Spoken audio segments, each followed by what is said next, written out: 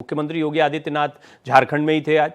यहाँ उन्होंने डाल्टनगंज में एक जनसभा को संबोधित किया, गठबंधन सरकार पर जमकर निशाना साधा। साथ ही सीएम योगी ने जनता से एक रहने और नहीं बंटने की एक बार फिर अपील की। आज खनन माफिया यहां हावी है, आज यहां पे भू माफिया हावी है, आज यहां पे पशु माफिया हावी है, वन माफिया हावी है, गरीबों की जमीनों पर कोई भी कब्जा कर लेता है, बेटी और बहन की इज्जत के साथ कोई भी खिलवाड़ कर लेता है। लव जिहाद के नाम पर जनजाति बेटियों के साथ जिस प्रकार का धोखा हो रहा है, इसका जवाब केवल और केवल भारतीय जनता पार्टी है। भारतीय जनता पार्टी इसका जवाब है। आपने देखा होगा उत्तर प्रदेश के अंदर माफिया जितने भी हैं, जितने दुर्दांत माफिया थे, ये सब जहन्नुम की यात्रा में जा चुके हैं। जन्नत तो नहीं मिलना उनको, लेकिन जहन्नुम में पहुंचाने का काम जरूर हो गया है।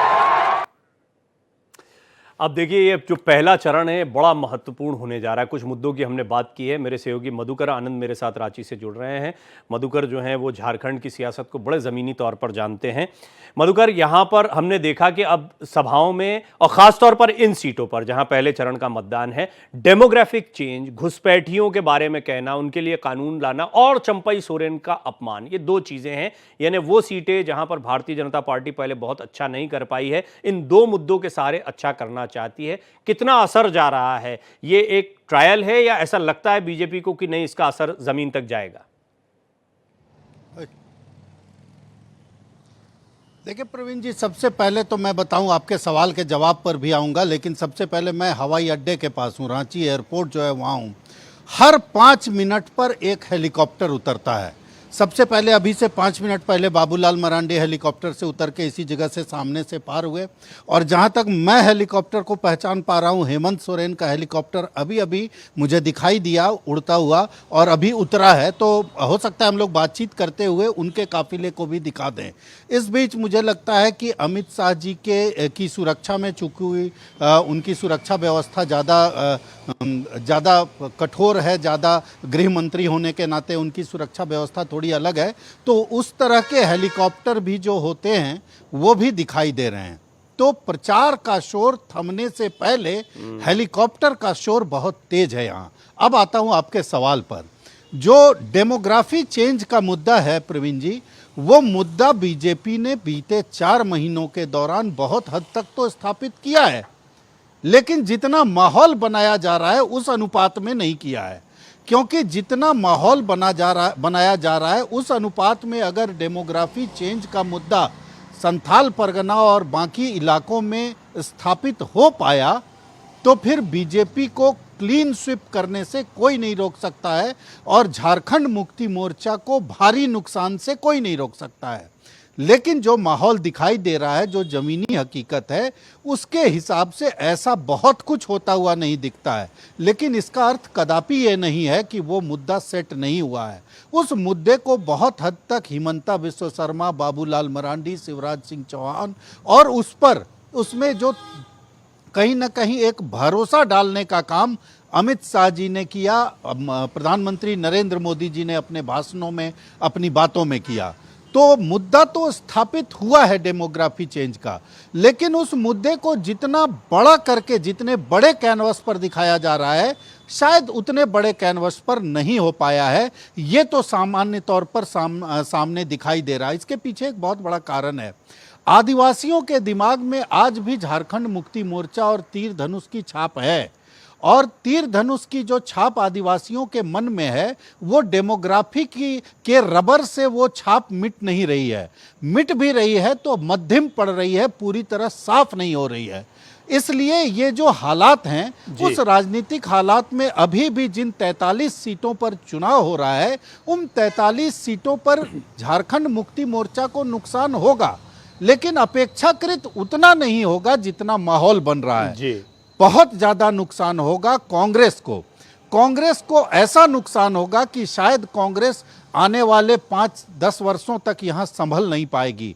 इसके पीछे एक बहुत बड़ा कारण यह है कि कांग्रेस का केंद्रीय नेतृत्व लोकसभा चुनाव के बाद एक अजीबोगरीब फील गुड की मुद्रा में आ गया है, और जब जब राजनीतिक तौर पर फील गुड की मुद्रा में जो भी दल आया है वो कहीं ना कहीं झटका खाया है। तो अभी ठीक से खड़े भी नहीं हुए थे और गिरने की व्यवस्था कांग्रेस के केंद्रीय नेतृत्व ने कर ली। दूसरी तरफ राज्य का जो नेतृत्व है, राज्य के नेतृत्व में कोई दम नहीं है। जिस तरह से प्रदेश अध्यक्ष को बदला गया, जिस तरह से केशव महतो कमलेश को प्रदेश अध्यक्ष बनाया गया, केशव महतो कमलेश का चेहरा बाबूलाल मरांडी की तुलना में अगर आप सामने रखिए, दूसरी तरफ जेएमएम के कार्यकारी अध्यक्ष हेमंत सोरेन को सामने रखिए, तो आसमान और जमीन नहीं, आसमान और पाताल का फर्क है। ऐसे हालात में लड़ाई अब सीधे सीधे जेएमएम और बीजेपी के बीच है, और तमाम जो रणनीति है, तमाम चीजें हैं, ये बात बीजेपी के लोग भी अंदर खाने चुपचाप से, मतलब कैमरे से मैं समझ गया कि प्रोज एंड कॉन्स है, दोनों ही तरफ कुछ ना कुछ इश्यूज हैं। मुझे याद है मधुकर, आपकी नजर भी बार बार है कि हेमंत सोरेन का काफी, जैसे ही निकलेगा आप बस दिखाइएगा वो तस्वीरें, लेकिन मैं चाहूंगा कि आप ये भी बताएं। मुझे याद है जब हेमंत सोरेन जेल से बाहर आए थे, चंपई सोरेन पर हम बात कर रहे थे, उनके कामकाज की आपने बड़ी तारीफ की थी। अब चंपई सोरेन दूसरे पाले में है, इस क्षेत्र में उनका असर भी है क्योंकि उनको रैलियों में बार बार जिक्र किया जा रहा है, उनके नाम का खुद गृह मंत्री कर रहे हैं। कितना असर है उनका और कितना फायदा मिल सकता है? देखिए, बीजेपी के केंद्रीय नेतृत्व को अभी मैं भी ये समझने का प्रयास कर रहा हूं, क्योंकि अभी अभी जो अमित शाह जी का एक बयान सुन रहा था, मैं भी, आप भी सुन रहे थे कि चंपई सोरेन का जेएमएम और हेमंत सोरेन ने अपमान किया। आप मोदी जी को जिताइए, मोदी जी उनका सम्मान करेंगे। अगर इस बयान को बहुत गंभीरता से सुना जाए तो इसके कई अर्थ हो जाते हैं, और इस अर्थ को अगर बीजेपी के ही कई लोग सुने तो उनके लिए परेशानी पैदा हो सकती है। Very true. तो ये जो है मैं सुनाऊंगा और मैं बताऊंगा, और हम लोगों का ये विश्लेषण बीजेपी के लोगों तक भी पहुंचता है। जिस तरह की बात आज अमित शाह जी ने चंपई सोरेन को लेकर कही है, चंपई सोरेन को सच पूछिए प्रवीण जी, तो झारखंड में बीजेपी ने अपने पास ला करके बहुत कुछ दे दिया है। बहुत कुछ उनको, उनकी किस्मत कुछ इस तरह की है, इतनी अच्छी है कि हेमंत सोरेन ने भी उनको बहुत कुछ दे दिया। जो कद शिबू सोरेन का था, उस कद को उन्होंने हासिल किया जेएमएम में भी, और आज बीजेपी में भी। अमित शाह सरीखे महत्वपूर्ण नेता ये कहते हैं कि चुनाव जीतने के बाद चंपई सोरेन का सम्मान क्या होता है ये बीजेपी दिखाएगी, मोदी जी दिखाएंगे।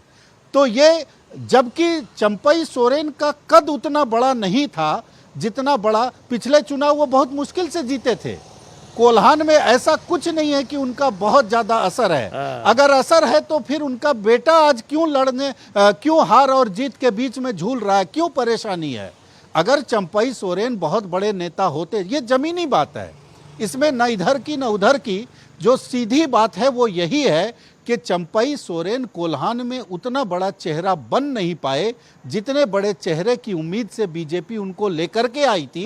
फिर भी बीजेपी उनका इतना सम्मान कर रही है, ये बड़ा महत्वपूर्ण। आपने अभी एक बड़ी इंटरेस्टिंग बात कही और मुझे बहुत दिलचस्प लगी, क्योंकि देखिए नेताओं की यही कला होती है कि इशारों इशारों में बड़ी बात कह जाते हैं, वो जिसको जैसा समझना हो। उन्होंने कहा इन्होंने सम्मान नहीं दिया, लेकिन प्रधानमंत्री मोदी सम्मान देंगे, आप वोट दीजिए। अब इसके जो मायने कह रहे हैं मधुकर आनंद, वो से बहुत स्पष्ट तौर पर ये समझ में आते हैं कि क्या एक सीएम फेस के तौर पर भी प्रोजेक्ट कर दिया गया उनको। खैर, ये तो हम सभी जानते हैं कि नतीजों के बाद ही चीजें स्पष्ट होगी।